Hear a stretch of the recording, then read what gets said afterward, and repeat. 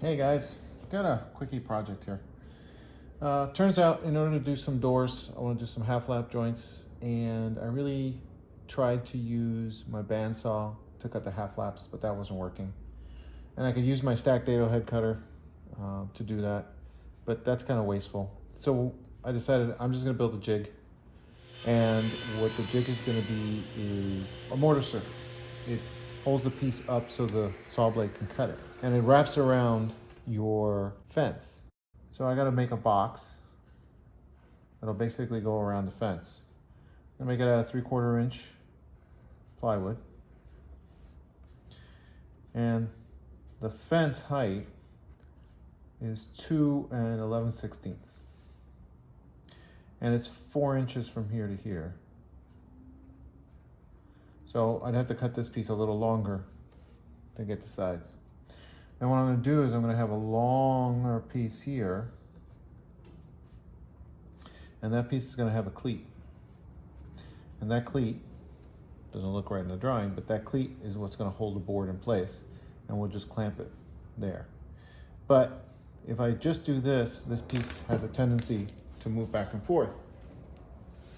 So what we're going to add is a gusset, and the gusset's going to get attached with a small piece of plywood here and a small piece of plywood here, so the gusset gets attached to the sides.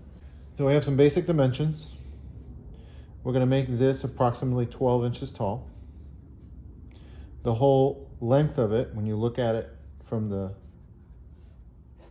front, let's say, there's my cleat.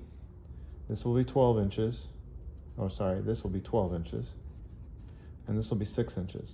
The other dimensions worked out from 4 and 2 11/16. The first cut I'm going to make on the plywood is 6 inches. And then that'll give us the riser at 12 inches. And then we'll get the remnants off of there. So we'll do 2/16, 2 and 11/16, and all those other cuts. We'll probably have to cut another piece off to do the gussets and the bracketing. So let's start there. All the pieces cut, and do a rough fit assembly. On 2 sides that go just high of the fence, I put this piece of paper here because when I squeeze it with the clamp, the paper will give me just enough thickness so that when I remove the clamps, it'll slide. This piece will go on top here. Actually, it'll go in that direction. Okay. This piece will eventually get locked in there, but what I'll do is I'll install this piece and then this piece with these gussets. And that will hold everything together, leaving me enough space here to put a clamp. Let's put it all together with some glue, some nails, maybe some screws.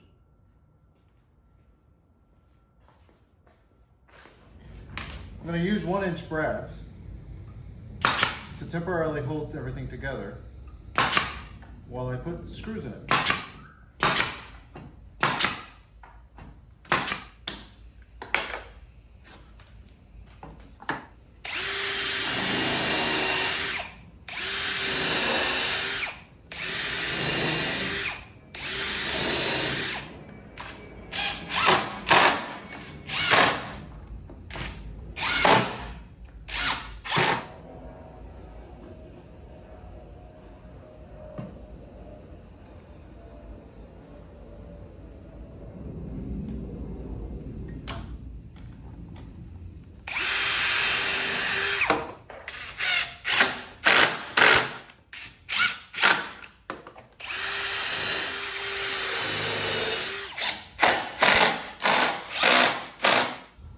Let's finish off the gussets.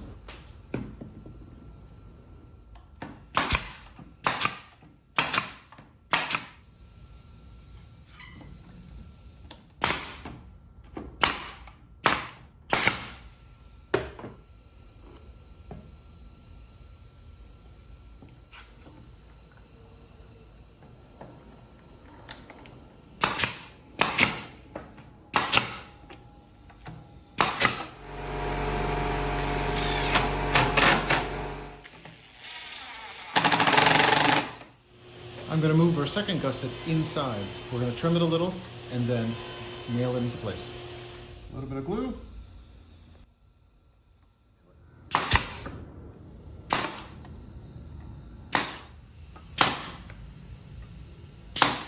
Once the glue sets up, it's not going anywhere.